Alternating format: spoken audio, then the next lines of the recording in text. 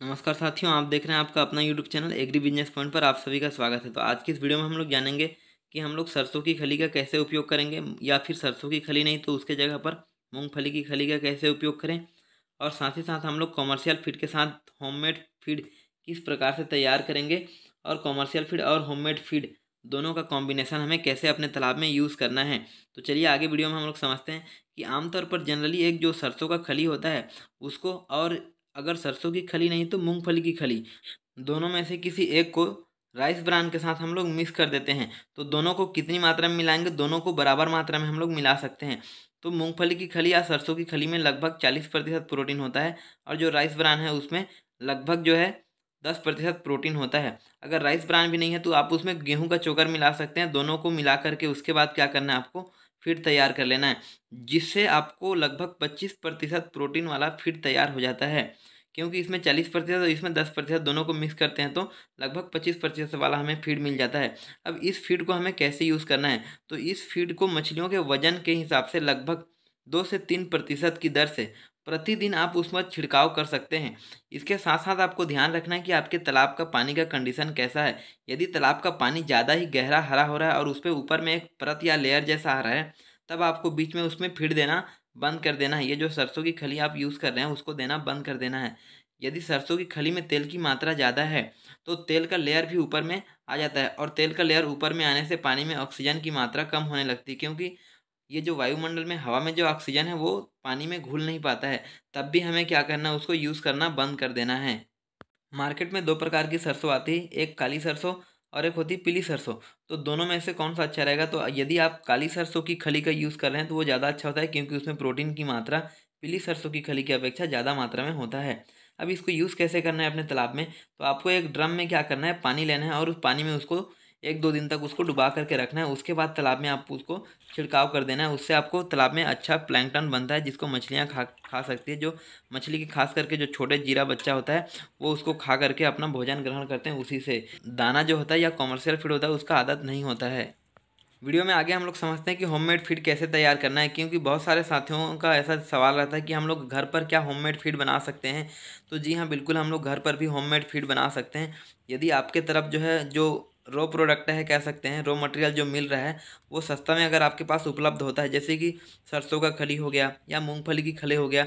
हम लोग के तरफ क्या है, ये थोड़ा सा महंगा मिलता है, 30 से 35 रुपये किलो मिल जाता है सरसों की खली।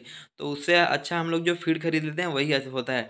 तो यदि आपकी तरफ सस्ते में उपलब्ध है तो आप मूंगफली की खली या सरसों की खली 35% ले सकते हैं, और राइस ब्रान को ले सकते हैं, उसको 35% से लेकर के 40% तक राइस ब्रान यूज़ कर सकते हैं।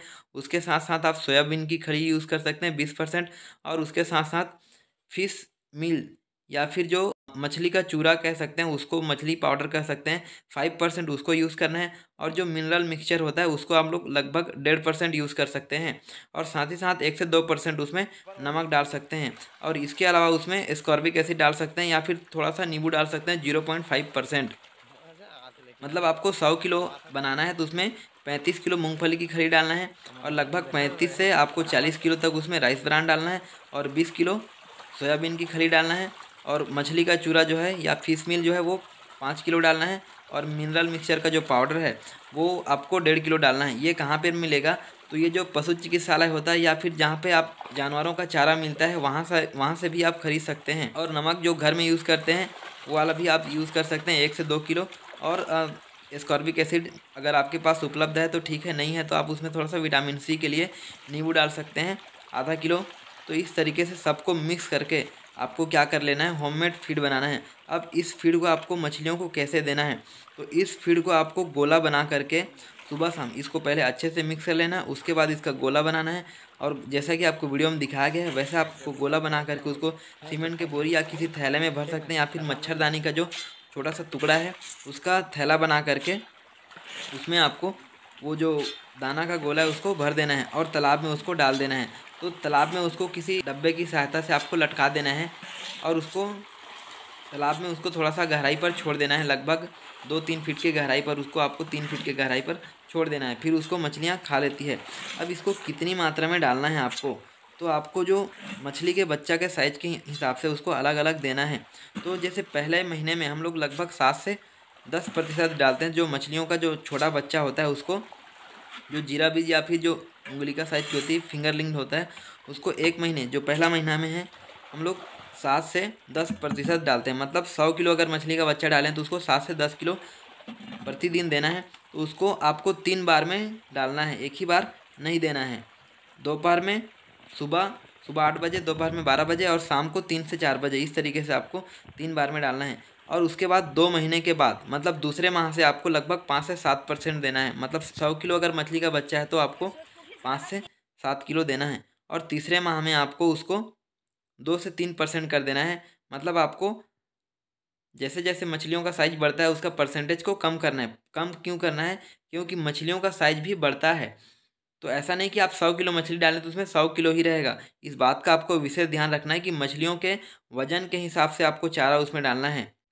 और चौथे महीने के बाद उसको मछली के वजन का 2% आपको दाना, और उसके आगे भी 2% के हिसाब से दाना देना होता है। तो इस तरीके से आप उसमें मछलियों को फीडिंग करा सकते हैं। तो आज के इस वीडियो में इतना ही। फिर मिलेंगे हम लोग एक नई जानकारी के साथ नेक्स्ट वीडियो में। तब तक के लिए जय हिंद, जय भारत।